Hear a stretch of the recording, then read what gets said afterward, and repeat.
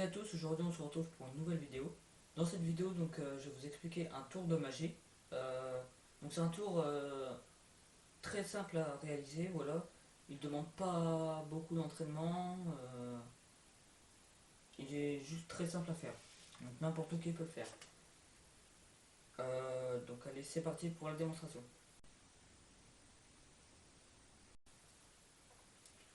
Alors pour faire ce tour, j'ai besoin d'un jeu de cartes tout à fait normal, donc un jeu de cartes mélangé. Donc on peut regarder, mélangé. Le jeu de cartes pourrait même être emprunté d'un spectateur ou quelqu'un d'autre. Voilà. Et ce que je vais faire en fait, c'est je vais prendre deux cartes, donc je vais choisir deux cartes au hasard, par exemple celle-ci qu'on regardera après et euh, je cherche, je vais prendre par exemple celle-ci. Donc on a deux cartes. Hop, je pose le jeu juste ici. On a deux cartes, et ces deux cartes, donc c'est le valet de carreau, je sais pas si vous voyez bien, et le 8 de pique. Ce qu'on va faire, c'est que, parce que vous allez faire, c'est que vous allez me dire stop un moment. Donc je vais distribuer les cartes comme ça, puis vous allez me dire stop, un moment où est-ce que vous voulez. Donc imaginons par exemple que vous me dites stop ici.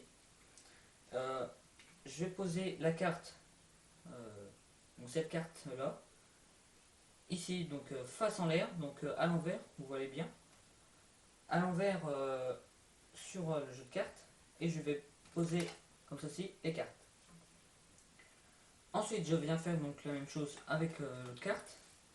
Donc je distribue les cartes comme ça sur le paquet, sur le tapis.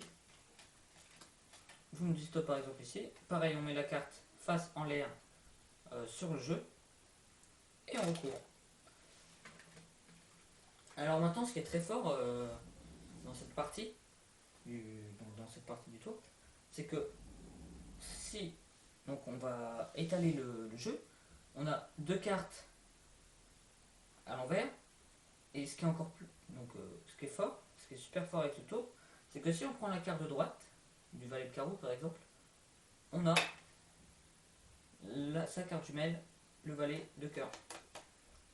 On va faire de même avec le 8 de pique. Donc je pense que vous avez compris le principe. On frotte un peu la carte, on la retourne, et là il s'agit de sa carte jumelle, le 8 de trèfle.